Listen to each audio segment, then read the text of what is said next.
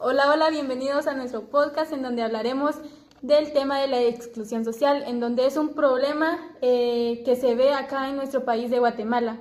Entonces, Natiana, dime tú qué piensas sobre la exclusión social. Pues yo pienso que es un tema muy importante aquí en Guatemala, ya que debemos entender el concepto de esta, ya que es cuando ciertos grupos son excluidos. ¿Qué quiere decir esto? Que no tienen acceso a oportunidades de salud, educación, trabajo e incluso a la justicia. Sí, muy correcto lo que tú dices. Empezando a hablar de la exclusión social, quisiera abarcarme en un tema o en un caso que se menciona muy fuerte, que marcó la vida de muchas personas acá en Guatemala, que fue el incendio en el Hogar Seguro de la Virgen de la Asunción, que fue aproximadamente en el 2017. Entonces, no sé si tú has escuchado sobre este caso.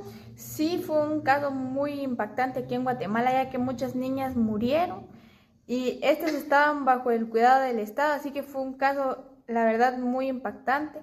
Esto evidenció muchas fallas graves en las instituciones como la Secretaría del Bienestar Social y la Presidencia de Guatemala, ya que estos eran los encargados de protegerla. Y para eso también, para estos casos también hay instituciones que velan para ayudar, por ejemplo, la Procuraduría de los Derechos Humanos, que se encarga de defender los derechos de las personas cuando son casos vulnerables, pero aunque acá en Guatemala casi no se aplica eso, entonces como que hay mucha exclusión de parte de esos ministerios. Sí, otro ministerio también muy importante es el Ministerio de Salud Pública y Asistencia Social, ya que este debería de garantizar atención médica para todos, pero como vemos aquí en Guatemala esto no se cumple, ya que muchas personas indígenas no pueden acceder a estos servicios de salud, ya sea porque viven demasiado lejos o por la discriminación. Sí, esto tiene que ver mucho con la exclusión social porque es un caso real en lo que ocurre mayormente en los departamentos de Guatemala que son de Totonicapán y Alta Verapaz, en donde estamos en estos momentos, en donde se ve la extrema pobreza, que es un factor que influye en la exclusión social, en donde en este país no hay muchos hospitales, mayormente en áreas rurales no se ven lo que son centros de salud, entonces las personas indígenas o los que viven en áreas rurales necesitan transportarse por horas para buscar atención médica. Sí, ahí vemos claramente ejemplos de la exclusión social. También muchos niños sufren de desnutrición. Guatemala es uno de los países que sufre más de este problema, ya que instituciones como la Secretaría de Seguridad Alimentaria y Nutricional trabajan con este sistema, pero aún no han hallado la solución y por eso vemos arraigado a Guatemala este problema.